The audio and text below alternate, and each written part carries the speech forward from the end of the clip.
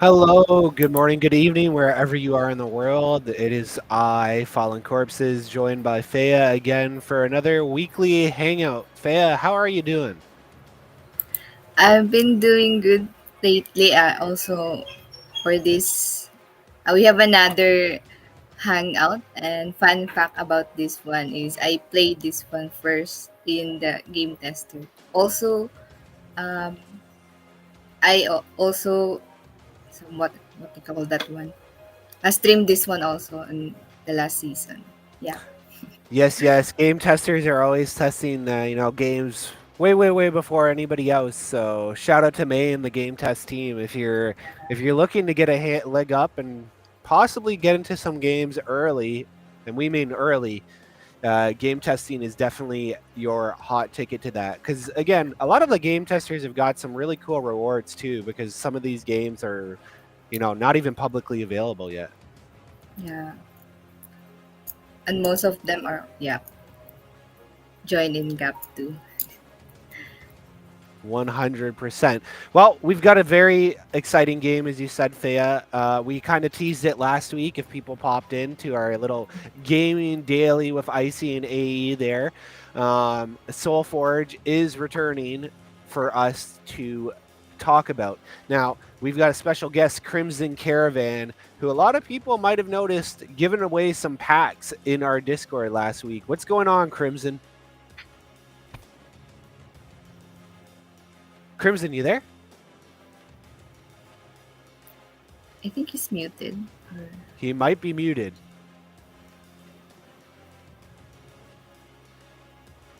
Oh, okay. Some technical difficulties. Well, while we wait for Crimson to figure out what's going on with his microphone, Fea, just tell us a little bit about Soulforge and your experience with it. Oh, I haven't really finished any quests yet Oh, since There yeah, we yeah. go. Sorry about that. I guess I had to refresh the application. But hello, how is everybody today? there we go. We're doing good. Yeah, restream can be a little funky. It's not a stream if you're not getting rugged, right? Whether it's on here or X. Facts, facts. There we go. There we go. Yeah. So again, as Faye is saying, she's brushed up on this a little bit, but Crimson, you are the the goat when it comes to Soulforge, aren't you? That's what I've been told. Well, tell us a little bit about yourself and what you do at Soulforge. Well, hello everybody. I'm the Crimson Caravan. I'm the social media and community manager over at Solforge Fusion. I usually keep up with all the X posts. I'm the one doing all the giveaways, and I try to keep up with the the community on Discord and in a few other places as well. Yeah, that's got to be. If it's anything like YGG, it is a handful. People asking questions, people asking for packs, the whole 9 yards, isn't it?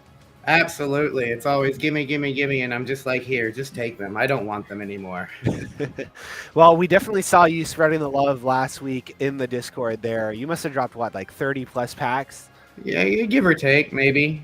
give or take. Well, that's a nice little segue here into what Soulforge is. So, obviously, it's a trading card game, but tell us a little bit about how that came to be and, where it's going. Because in the sea of trading card games, there's many. What sets Soulforge apart from the back? Well, Solforge Fusion is the world's first hybrid deck game, and it was created by Richard Garfield of Magic the Gathering and Justin Gary of Ascension to revolutionize the TCG experience. By combining algorithmically generated decks and an innovative card leveling system, a seamless physical to digital integration, every match feels fresh, strategic, and unpredictable. With endless deck possibilities, players can mix and max factions to create unique synergies, ensuring no two decks are ever the same. The game's growing competitive scene continues to expand, fueled by community-driven events, high-level play, and exciting new content that we have coming. It doesn't matter if you're a seasoned vet or just starting your journey, Soulforge Fusion offers limitless depth and discovery. Are you ready to forge your deck and dominate the battlefield? So, as you said, there's pretty much no like the way you make your decks here with so many cards. Because we were talking last time, over 40,000 cards, which is crazy, right? So the likelihood of you versing somebody with the same deck after, I guess, the beginning decks is probably pretty low, right? It is. You can find many that are similar, but you will never find any that are identical. There will always be something that sets it apart or sets it differently than the others. So this is kind of where we got into last week, where you're like, there's really no point trying to learn every card in the game because there's so many. You're just gonna overload your brain. It's probably a lot better to just learn the basic mechanics and understand those to really good depth versus learning every card. So I found something that's easier. So normally a card game like Magic or something in a set's going to have like 300 cards. Now it's easy to remember 300 cards, right? Especially if you're being competitive. I found that something that makes it easier for us is to memorize keywords. So when we generate different cards have keywords that come along with them. Like let's say kindred. Kindred says when you gain life, your creature gets like +2/+2 or something like that.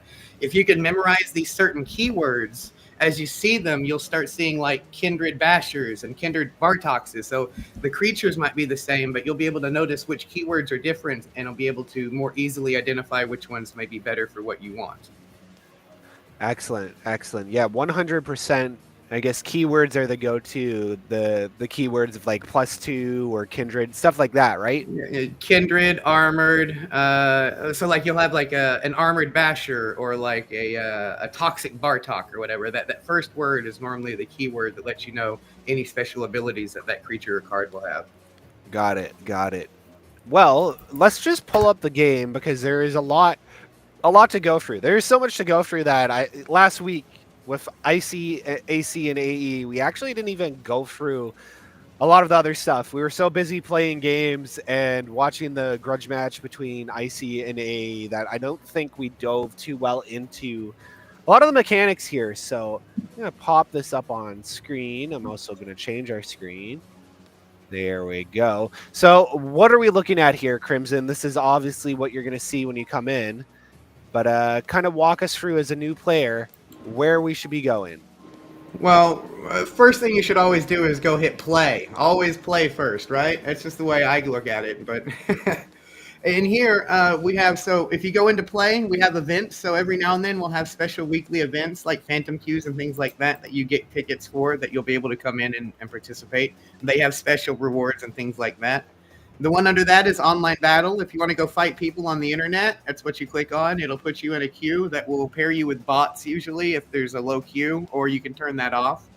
The one under that is friends battle. That's going to let you fight friends. You go there and you can invite friends from your friends list and play them there.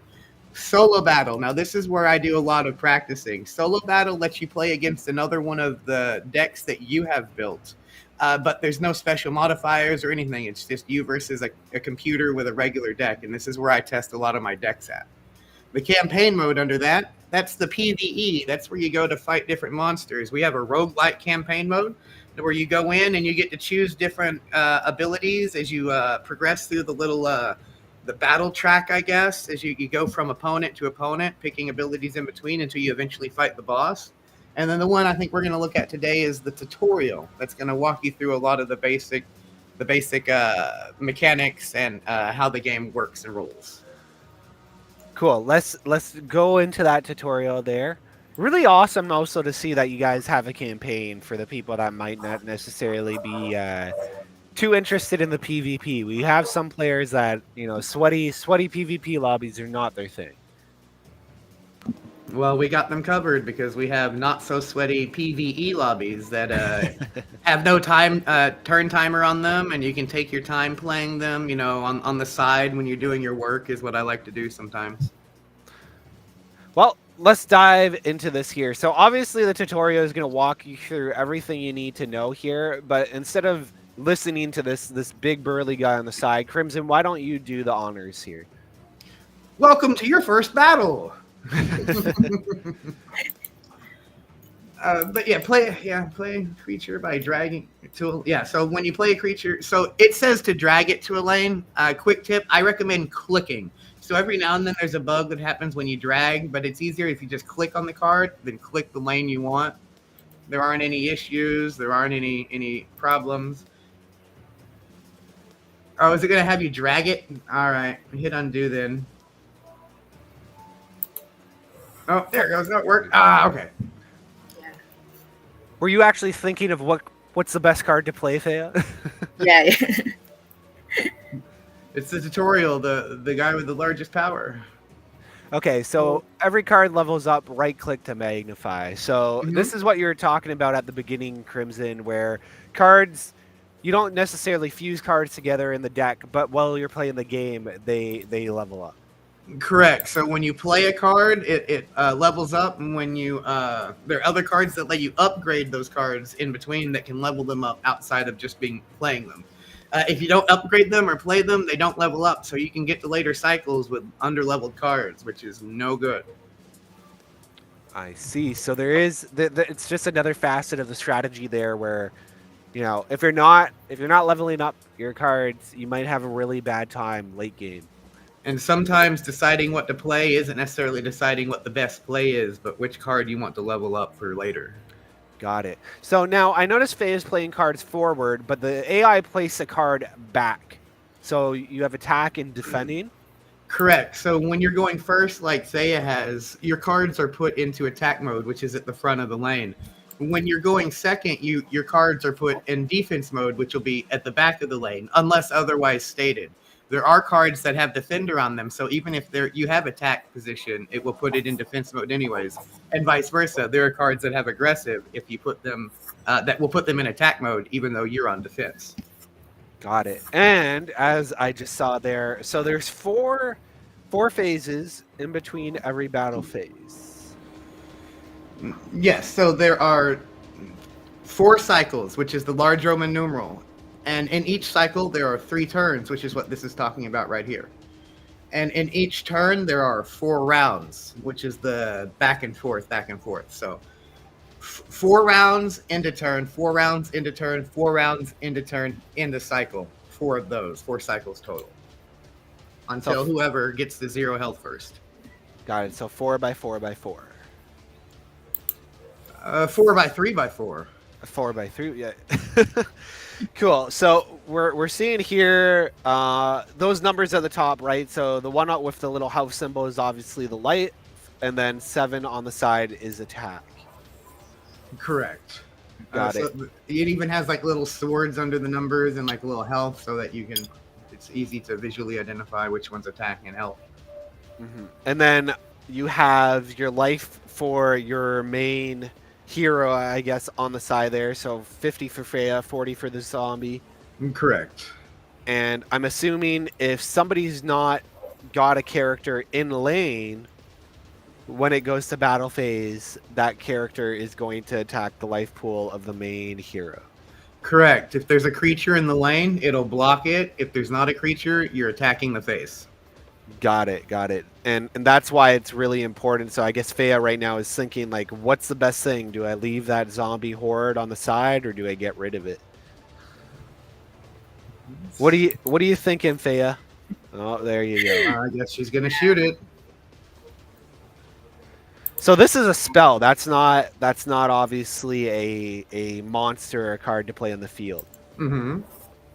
That's correct. So in each deck, there are several different types of cards. There are, of course, your creature cards, but there are also spell cards, and there are also exalt cards. Exalts are like lane enchantments that you place them, and they stick to a lane, and they do different things.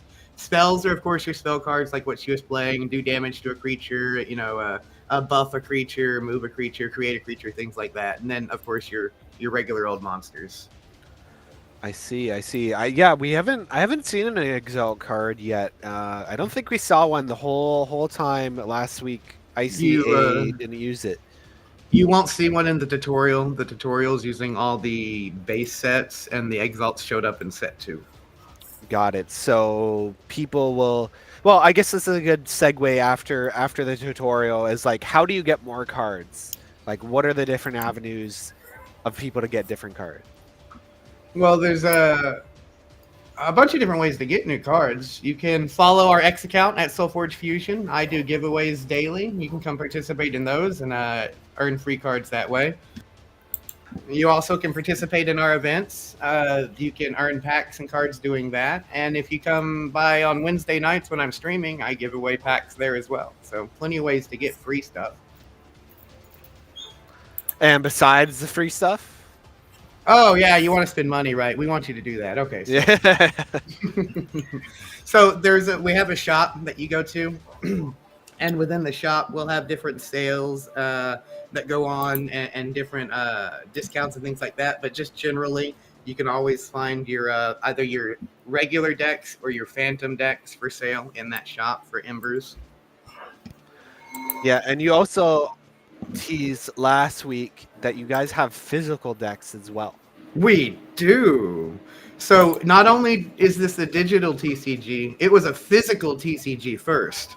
So Solforge Fusion has been around in some form for the past 10-ish years or so, since like 2013 or so. And we started with physical. We went through that, and then it was about 2 or 3 years ago we started the digital game. And with that, we made it to where we could switch. You could scan your physical decks. They come with a little QR code with them. You can scan them into the app and then upload them into the game, so you can have a physical deck, but also the digital version as well. But not only that, we've also moved into Web3. So you can also take that digital deck now and mint it into an NFT on Solana if you choose. So you can not only have your physical, your digital, but your phygital as well with the Web3 and all three. So you guys are really ticking all the boxes: physical, digital, and NFTs, which is really great to see. Like, I guess the founders there are they're open to all the possibilities, right? They're not keeping anything off the table. Well, there's a specific reason why Justin Gary wanted to do NFTs, and it had to do with the original version of Solforge. So Oh, okay. Solforge back out when it first came out was a web game, right? Web 2, of course. And it played, it went through its life cycle, and eventually it had to wind down, right, to the point to where they had to close the original client back in like 2016 or 17, I think, right? So, and when they closed the original client, what happened was all these people who had collected all of these digital cards lost everything.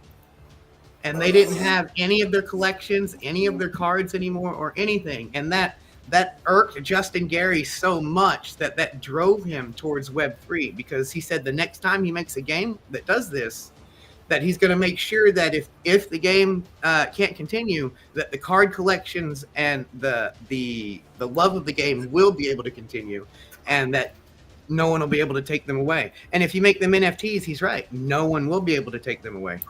Well, that's it. They're on chain. They're non-fungible, right? That's right. That's right. That's it. That's it. Might as well be the physical version in pure digital form. Exactly. It's not like somebody can take it. So, Thea, obviously you won there. Let's see your deck collection. Let's see what you're cooking with, Thea.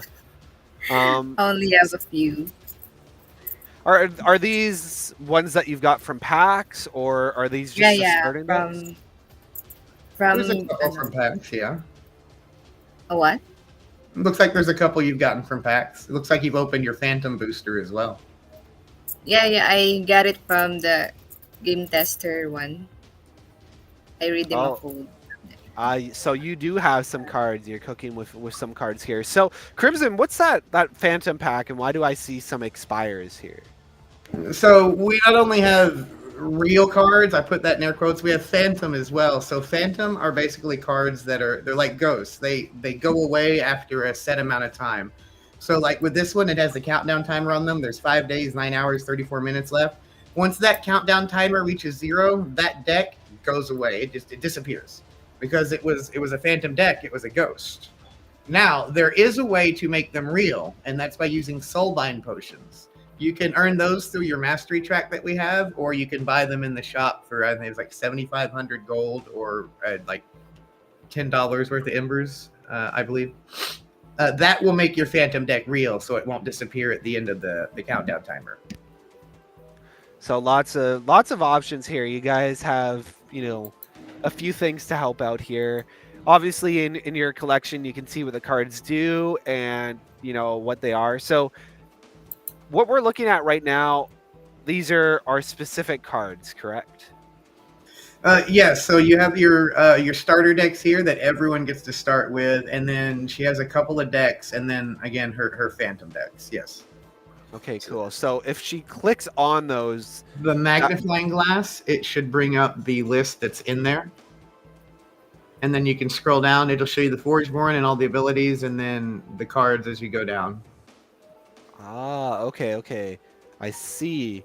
So obviously these are crafted starter decks, but there is a whole deep rabbit hole people can go down with deck building. Correct, Crimson? Correct. There is theory crafting abound, and a lot of things. A lot of the competitive players look for are there's the Soulbind potion.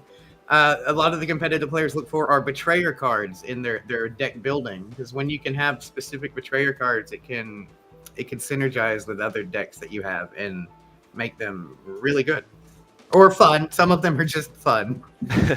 Well, where's that? There's a deck building button at the bottom, I think.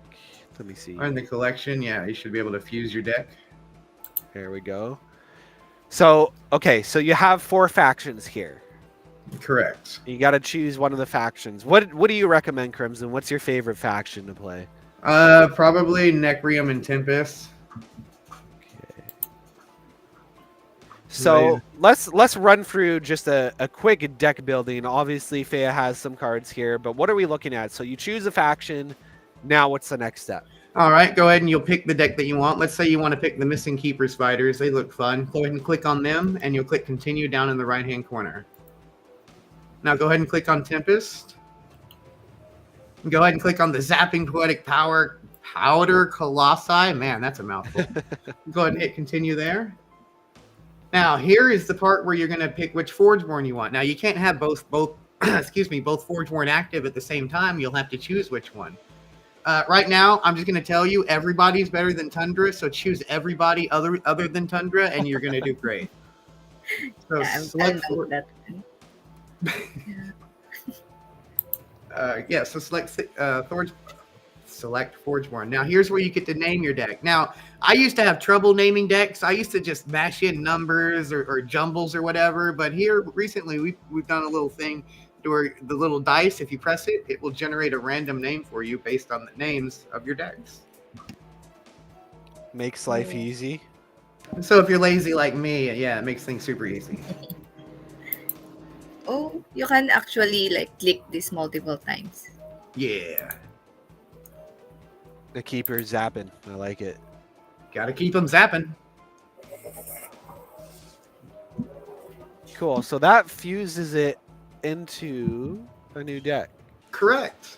And now you have a whole deck. Now, yeah, the collection will take you back to the collection, and play will take you back to the play screen. So you're not necessarily choosing specific cards to play, like to put in the deck then? No, you don't get to select specific cards. You're choosing whole half decks, and in each half deck are 10 cards. So you're selecting a total of 20 cards to put together to make a whole deck. So each one of these is a half deck, and together, 2 halves make a whole. I see. So that deck would have characters from 2 affinities then? Correct, from the Necrium and the Tempest, because you're going to get to play both cards. I see. And obviously because that was the Phantom packs or heroes from the Phantom packs, that fused deck will also disappear when the timer goes up. Correct. Got it. Well, Fea, why don't we take that deck and go verse an AI, and we can maybe dive into some other tips and tricks, since we have Crimson on here. No. As you said, Crimson, Tundra sucks. So a little tip for people not to do that. If you want to think of some extra little tips, something that I like to do, and I recommend other people do, is go to your settings, and you can immediately change the game speed. You slide that bar all the way over to the right to speed up the game. You can also select simultaneous battle. Here we go. Credits. No. There we go. Game. So not that necessarily. So you have the that would make the text huge. Oh, you can turn your camera shake off now, but you can disable your bots in the queue, turn on simultaneous battle. They change the turn off your auto intern. That's annoying. At the very top right, auto intern. Bright card, disable emotes, camera shake, tooltips. There was usually a speed. They might have changed it. Let's just go for the settings here. Yeah. Let's go in graphics, Faya. Who knows? Maybe it's in one of these other tabs. Ah! There They we go. moved it. Okay. Yeah, just slide that thing all the way to the right. Yeah. There we go. That's the alpha right there. Mhm. Yeah, I've done that in so many different games too. Just the animations are great, but after a while, you just want to get through, right? It will save you time. So much time. So there we go. We're going in there. I saw that you had the right deck. So let's see what you get. With the Awesome. speed. So you got some new cards from set 4. You have there on the left, you have like the Flesh Render, excuse me, and the Dark Lingerer. They are augments. Think of augments like enchant creatures. So whenever you satisfy its whatever it needs, then it becomes an enchant on whichever creature you pick. So like the Dark Lingerer, when it dies, it gives a creature +3/+3 and gives it that slay augment. Yo, shout out to the chat. We got people flexing in the Discord chat, their levels from people. Shout out to AC, my other co-hosts there. AE as well. There's a lot of people that have played more than 100 games in a season. Quite a bit. That's good. So, Crimson, any other tips during the battle phase? Like, do you want to be clearing the board? Do you want to have people obviously in each lane defending? Like, what's your go-to strategy that you've seen that's worked really well? So first off, I want to tell people to remember that your life total is a resource as well. You don't always have to protect your life total, especially with some of these new set 4 cards with the blighted, where that you get improved abilities for when your health is low. So just because a creature is going to hit you isn't the end of the world. Some people go out of their way to try and protect their health and block every creature. You don't necessarily have to do that, especially if your strategy is deep and involved. Yeah, I guess there is like sort of strategy in there where it's like maybe I take a hit, take some damage, but I get to play another card that's going to play way more damage down the road. Correct. So here's a tip. She has Pipwick the Pilferer. You play this card at every chance you get if you draw this card. This is one of those cards that... So not every card in our 40,000 listed cards is varied. There are legendary cards that are all actually the same, and Pipwick the Pilferer is one of those. He will be the same no matter where you get him, but he doesn't need to be any better. He's already really good. Is that what that little yellow dot on the side is to denote rarity? Correct. So there are different types of rarity. So your blue is your common. Your like blue with a gold outline could be like your uncommon, because that gold outline means the common card has a rare ability. And then you get to like your gold dots, which are your rare cards. Typically, your legendary cards are in this category. You can also get gold dots with gold circles, so you can get rare cards with rare abilities as well. And above that, there are also legendary cards, which are red dots. Those are exceptionally rare, and some of them are exceedingly powerful. Yeah, I don't think we're going to see any red dots in the starter decks, are we, Crimson? No. I tried to get them too, but they said no. Oh, they're that rare, that hard to get. Yeah, people aren't allowed to just have them. Shrug. So what makes Pipwick the Pilferer so good? Personally, it's this discard, a card from your opponent's hand, I believe is exceptionally strong when utilized properly. Also, the level 3 version doesn't let you just discard a card. You get to steal the card. You discard it and then play it on your side of the field, which is just disgusting. It can really screw somebody over, I guess, if they've been holding on to that card, waiting to play it, and you just take it. Yes, and some people's strategies evolve around one singular card. You know, like some combo decks are. You can get rid of this one card and it like wrecks the whole strategy. Yep. Pipwick can do that. Like you drop the card, you look at their hand, and you're like, oh, that Drix or that Apocamancer is key to his strategy. Well, he don't get to have it now, and it can just throw everything out of balance for your opponent. So I guess that's one of the reasons why you love this faction so much, is it has, this card, which is one of the cards you love to play. Well, that's not the reason why I love it. It's a reason. I would say the reason why I love Necrium is an ability called Shambling.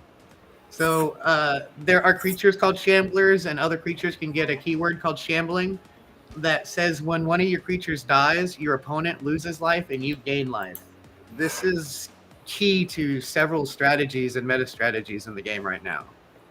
Oh, wow. So somebody attacking you and attacking your monsters, they're going to be using their life pool as a resource.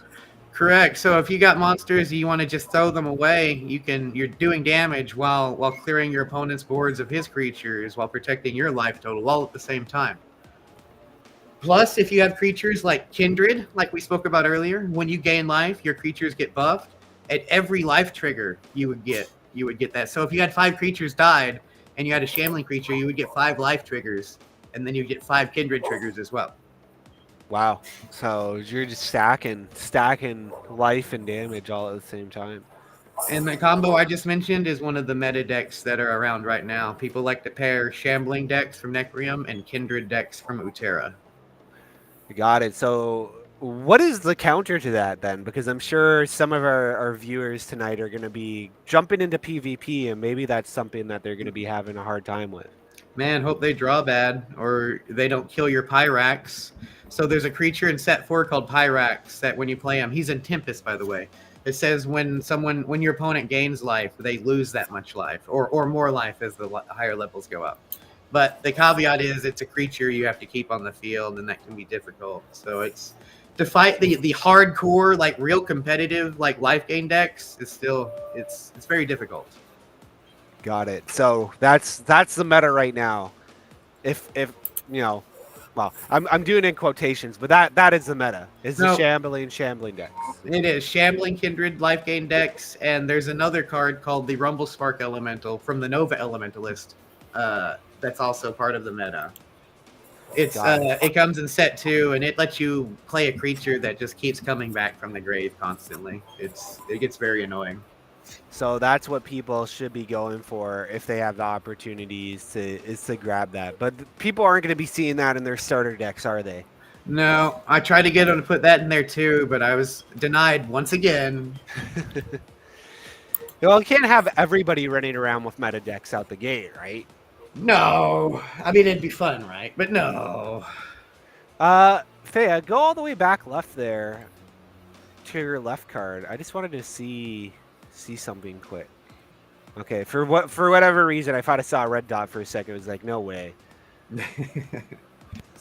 There is no possible way. So right now, this AI is really putting the pressure on you, Thea. Looks like it. Crimson, what would you do in this case? Block the 15/11 because it's lethal. Oh, you have lethal regardless. Can you block 2 creatures? Can you block a creature, kill a creature? Oh, you can. Play your Blasting Bombardier in front of the 15/11 and use its ability to shoot the 9/2. Oh, you're gonna have to put it in front of the 9/2 and blast. Dang. Okay. Never mind.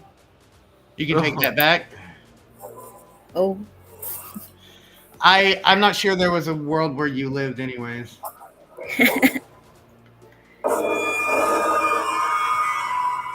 AIs don't mess around. Some of the times they don't. Most of the time they feel special needs AI, but sometimes they get their shit together. That's for sure. Well, again, it's nice to know that the AI isn't just gonna hand you out wins. You actually gotta kind of figure out what you're doing there. So we have your quests on the right side here. Those reset obviously daily, and that will give you gold. And gold is used for. You can use gold to buy phantom decks in the shop. You also use gold to buy potions, specifically the soulbind potions. And I think that's it for right now. Okay. So really worth logging in daily. So what does that soulbind potion do? It's the one that makes the Phantom decks permanent. And it's the most expensive Ah, one, and it's the one that's worth it. It's the one that I buy constantly when I get enough gold. got it. So that's the one where if you have like a really really good soul, phantom deck, that's where you want to use it. You want to say, I want to keep that deck. I have one of these potions saved up. Correct. Absolutely. Got it. But let's go through here. So health potion heals you for in battle, or You oh, during these are campaign. for campaign. Got it. Yeah. Okay. So these are potions that you use in PVE that you'll use to help usually defeat one of the bosses because the bosses they cheat. Well, let's see a little bit about campaign, because I know people were flexing campaign itself in the chat. So let's go into campaign. So here we have two different campaigns. Obviously, I'm assuming you have to complete the first one to unlock the second one. Correct. So as soon as you finish that level 0 Reclusive campaign, you'll be able to go unlock the Elder Scorchworm level 0. And each level of this, I think it just says adjust boss difficulty when it's grayed out. But each different level is going to alter the battlefield a little bit more. Like one of them entraps one of your cards, so you can't use it, or another one makes it to where like more spiders spawn on the other side of the board. Or like when you're in the Elder Scorchworm, there's one where you have to play an Exalt that does damage to your own creatures. It's meant to increase the difficulty of the gameplay. Versus the computer. So that's the little modifier there. So if you thought the AI was gruesome before, those modifiers could really screw you up, especially if it gets rid of one of the cards you need. Yeah, it can be really awful. So you'll get to change your deck and choose which one, but let's go ahead and keep this one, and then you would just hit start over here. Boom.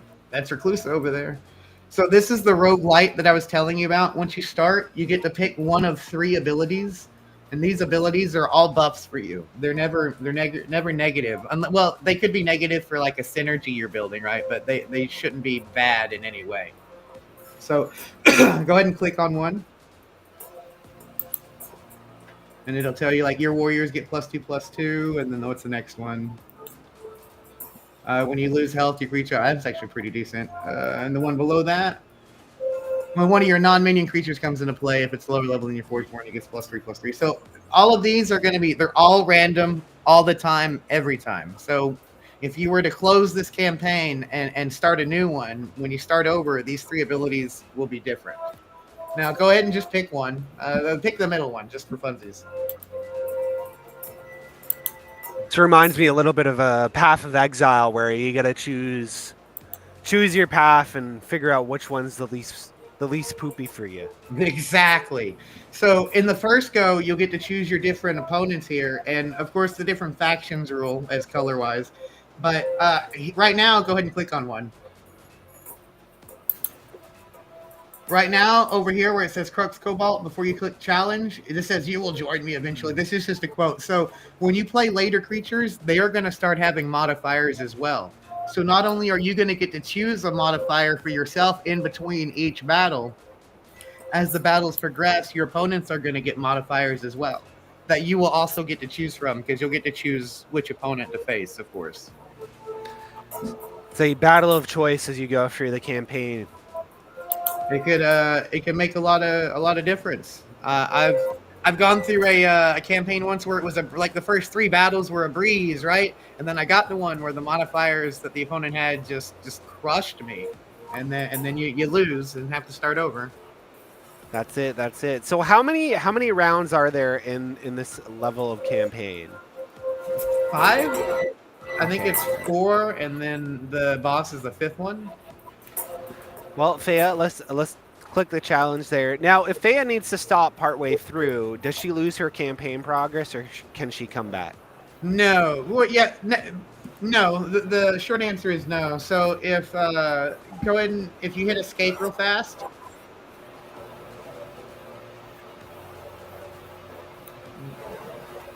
Go ahead and hit escape for me. Bring up the menu.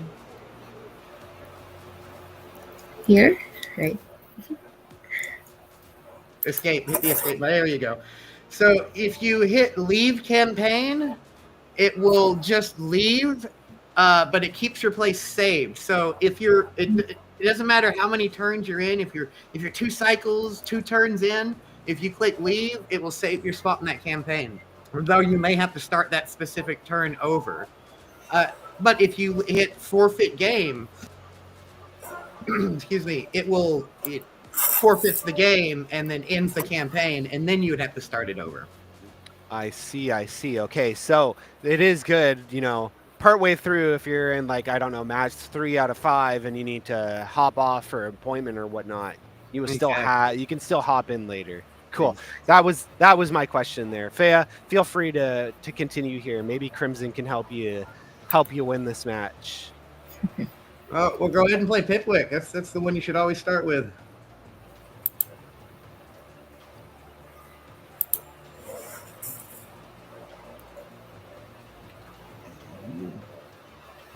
Oh, that Spring Dryad. Yeah, get rid of that one.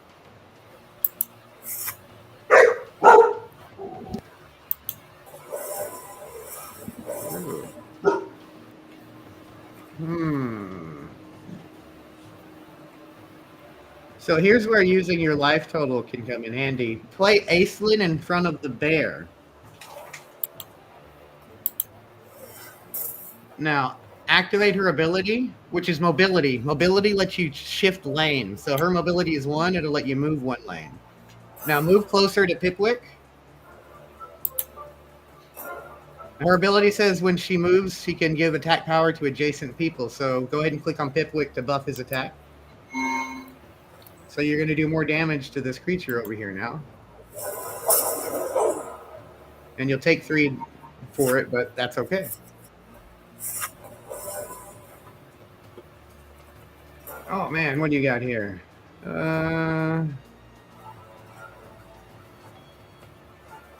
What does Herald Convergence do? That's the one to the left. That one, when you control 3 attached on it. Play Cast Arcleaver in front of the 6-2. Or 6-1, I guess. Yeah, there you go. And go ahead and hit done.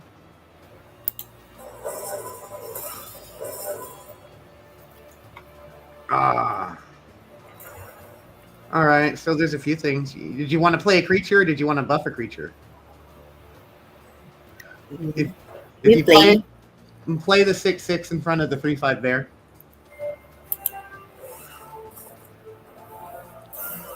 There you go.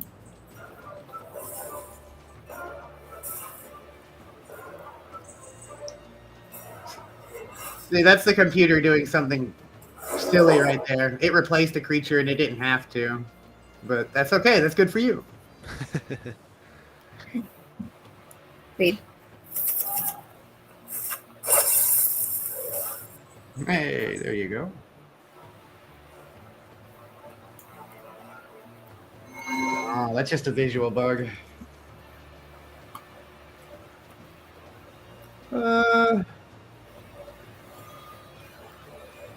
You only have 2 creatures. Okay. Play the Strider. The far right card. Put it in the right lane, I guess. It's fine. It's an open lane. Don't do that. Yeah, hit done. There we go. So you play this creature because it has stealth, and you're setting it up hoping they don't kill it. So stealth will swing through against defending opponents. So if the creature isn't automatically in attack position, it just immediately punches your opponent's face instead of the creature.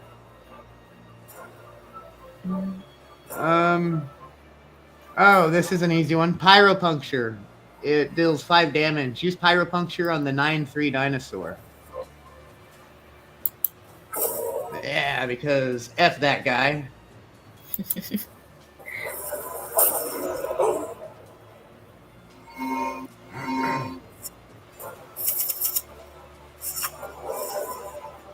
Oh, looks like you have Pipwick. You know what to do. I don't know actually. You play Pipwick. Oh yeah, on my end. Hit undo. So we saw this last week as well. That undo action it can be a lifesaver. Absolutely. Put it in front of the 8/7 creature so you can block it and kill it. When I first started playing, I would talk shit about the undo button. Like, why is this here? No other card game I know has an undo button. And then I promptly fell in love with it. What cards do they have in their hand?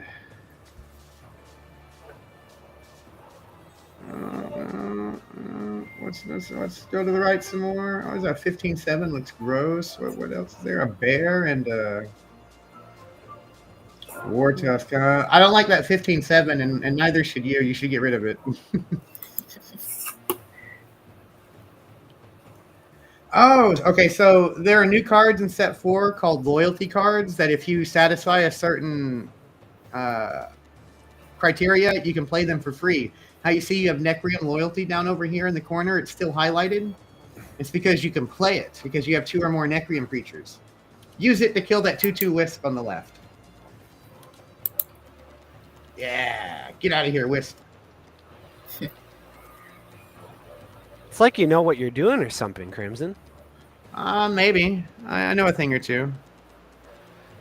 Now, guys, AE and Icy from the Gaming Daily team have been nice enough to... They're going to be giving away 3 Gap season passes. So fill out the form. There's the link while we finish up this game. Crimson obviously has been dropping some packs in chat too if you got quick hands. If you got them, gotta have fast fingers.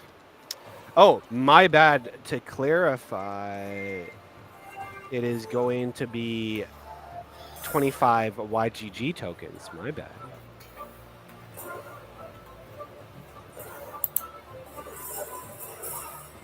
Either way, who doesn't like free? Everyone loves free. That's it. That's it. Especially free cards. Go ahead and play that guy again. Yep. Except this time you're going to kill a creature. Go ahead and put it in the middle lane's good. Now you're going to kill that wisp to the left. You're going to click on it to destroy it. And now you have a 13/8 guy with stealth, which is pretty good.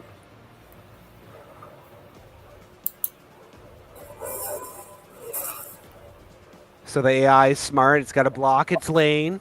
But it can't because you have stealth. You just swing through. Ah, that's right.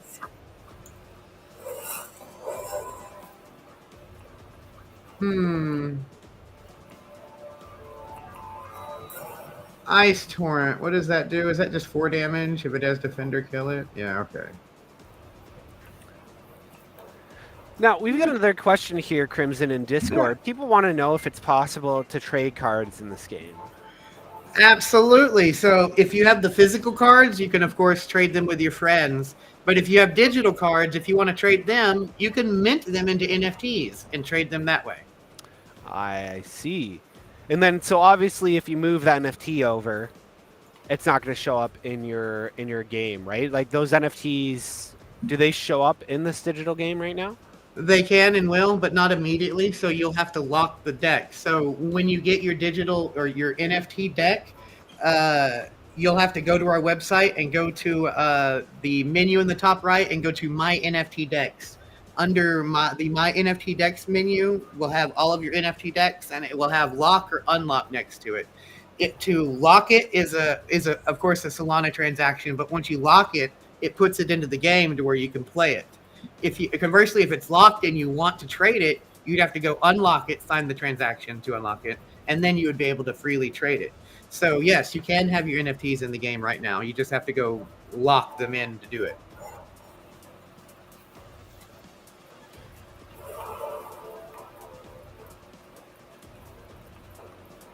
What are you going to do, Thea? What are you going to do? You really like to think your plays through, eh? Yeah. I'm kind of a card spammer. I know what cards I like, and I'm like, you know what? I'm just going to drop this. That seems good. Play that guy. Play Cast Arcweaver. Well, he's got like 10 health, right? Put him in front of the 8-9 to block damage.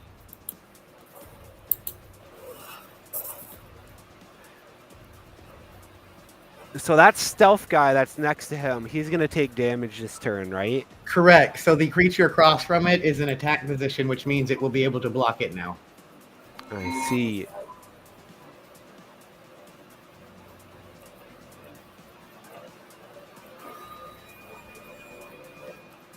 Play the 3-5 in front of the 7-5.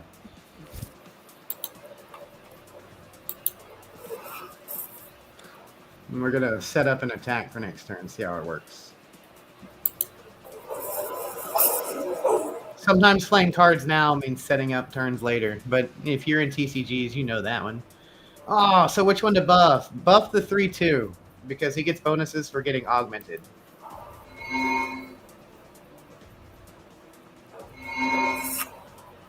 Big levels. Nice. Looks good. So play the Horrid Convergence on your 19-4 Strider.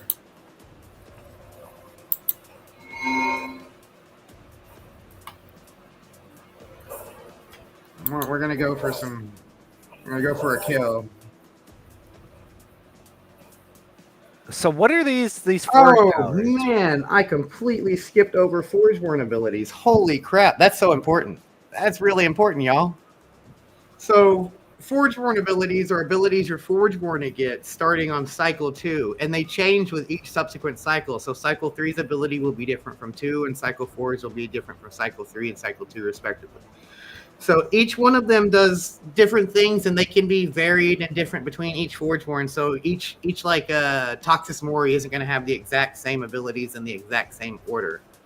So you're allowed to use your Forgeborn abilities once per cycle, but you can only use each level Forgeborn ability in that cycle.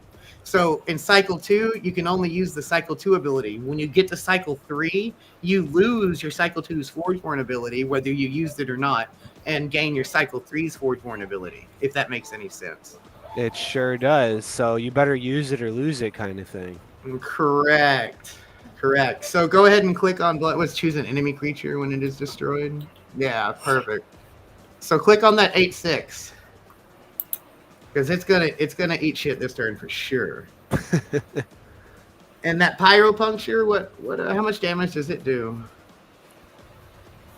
Oh, I can't read it. There's a thing in the way. I can pull that down. It does 8 damage. Oh, shoot. All right. Just kill the 14/3 because F it. Get it out of the way.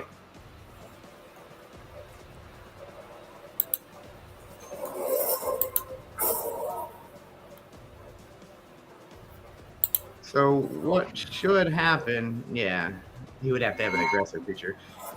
He's gonna swing through for 22 damage. Then that creature's gonna die. Then your Forgeborn's gonna trigger and kill the opponent. You win. Yeah.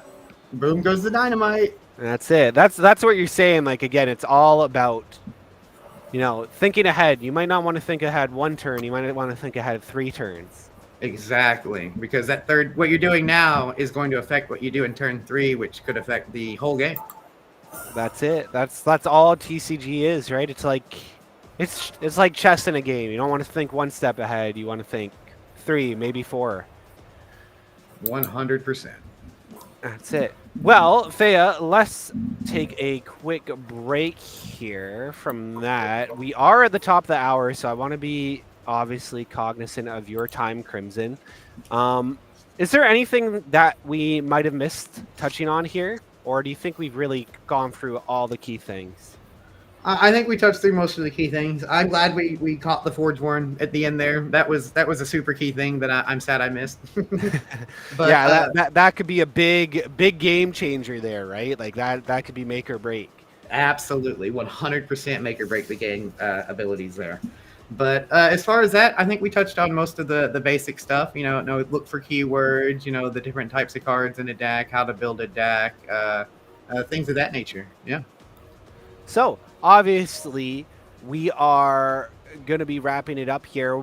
you guys have weekly streams that you host in the Solforge Discord, correct? Yes, every Wednesday night at 8 p.m. EST, you'll find me streaming in the Discord, as well as like 6 to 5 other places like Twitch, X, YouTube, and things like that, where we're just hanging out and we're fighting. So people are playing each other in the Discord, or if I get enough people, that they're going to fight me in turns. And if you beat me, you get 25 SFG. You're going to get a set 4 deck code for playing, and you'll get a set 4 deck code just for showing up in the Discord and hanging out. Very, very cool. Now, in terms of events or updates for Solforge, do you have any tournaments or anything coming up? Oh man, we have a bunch of community ran events and tournaments. We have some that go on Mondays, Wednesdays, Fridays, and Saturdays. So Monday and Friday night are community ran constructed tournaments. I think Wednesday night, I think it's after my stream, someone runs a like a UTC friendly constructed event. And on Saturdays, we've been running a sealed event as well, where you join and we give you a sealed pack, and then you open it up and make a deck and fight everyone else in the queue there. Very, very cool. So people obviously jump in, follow Solforge on Twitter, go join their Discord, especially if you want them free packs, right? Yeah. That is the go-to place to grab them. Guys, this is your last chance to fill out that giveaway form. After that, we will take it to the Wheel of Names, and we will go from there. But Crimson, thank you so much for joining, this stream, and obviously being in the Discord for the last stream as well, dropping these packs. It's always great to have somebody from the team come on and tell us what you're all about. It's one thing for us to talk about the game. It's another for somebody in the trenches too. It was my pleasure. I sure am happy and glad I got to come hang out with y'all. Yes. Fea, what about you? Anything you wanted to say about Solforge or Ask Crimson? Yeah, I'll be like playing the game for now, because like I haven't really learned anything before. And then I have to like learn a lot more to win to win a match. You gotta figure out what your strategy is there. Yeah. Clearly, Crimson knows exactly what he's doing. You can see the card, and he goes, "Bam! I'm playing this." Yeah, like early years. But that comes with experience, right? That's True. that's just practice makes perfect. And for our Gap season, we've got a lot of quests for people to dive into, so lots of time. Lots of good time there too. When you get up to 800 hours in gameplay like me, you'll figure it out too. I would hope so. If you're 800 hours in and you're still wondering what cards to play, you might be having some issues outside of the game itself. Maybe. Cool. So I am going to throw these names into the Wheel of Names here. Crimson, I just want to make sure, do you have to hop off by chance?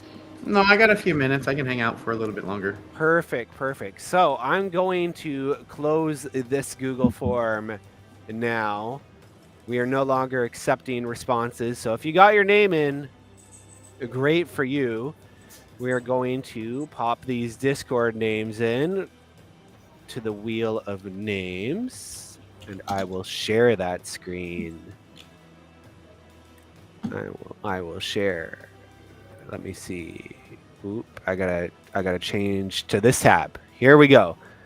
Okay. We have 19 names. Only 19 people with quick fingers. That's crazy. And we've got Crimson dropping packs in the Discord. So quick fingers. So I'm going to choose 3 people. Let's spin this once. And you guys are either going to be getting 25 YGG tokens or a premium pass, which is 25 YGG tokens. So, Golteb, you are getting one, and I am going to highlight your name so that I know. Let's spin it one more time. Fea, you see any familiar names on here? Yeah, more on community ops. They're very active. Mr. Satan. One heck of a name. And last but not least, final spin. Good luck, everyone. Who's it gonna be? Who's it gonna be? Aka. That's a familiar name. Well, shout outs there. And obviously, shout outs our friends at Gaming Daily, IC and AE, for helping us spread the good word of Solforge. Hey, spin that wheel one more time. Oh, can you go back to the wheel? Oh, I sure can. I sure can. What are we going to have here? One sec. Share this screen. Okay.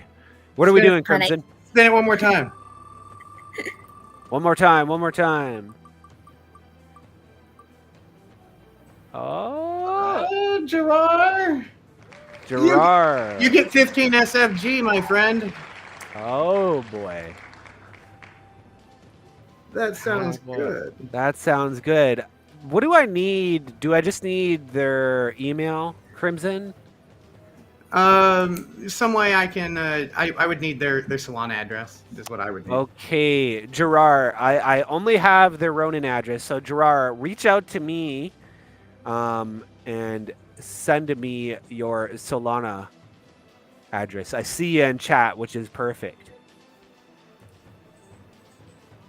People are asking for one more. Sorry, guys. That's we can't. Otherwise, everybody would be getting stuff. But yeah, thanks so much for joining, Crimson. Thanks so much for everybody else joining. Crimson always makes it rain code. So again, if you guys want more packs, you better be jumping into their Discord or on their Twitter, because I know Crimson likes to make it rain. I do. There we go. But again, my man, thank you so much. It's been a pleasure having you on here, and we'll definitely see a bunch of people playing Solforge. You might be seeing a bunch of YGG names pop up in the PvP. I'm already seeing a bunch of YGG names pop in the PvP. Some of them are whooping my ass good too. That's it. Some of our guys are they're all out TCG veterans, man. Like they're no joke. So you see a YGG tag, they're either going to be really newbie or really, really good. You're never going to know. But yeah, we will catch you guys next time. We are doing the YGG takeover. Don't forget, AC's got some gaming events on Thursdays himself. So, guys, there's events everywhere in the Web3 space. Your time's packed. Pick and choose. But Crimson, once again, thank you so much, brother. We will see you around.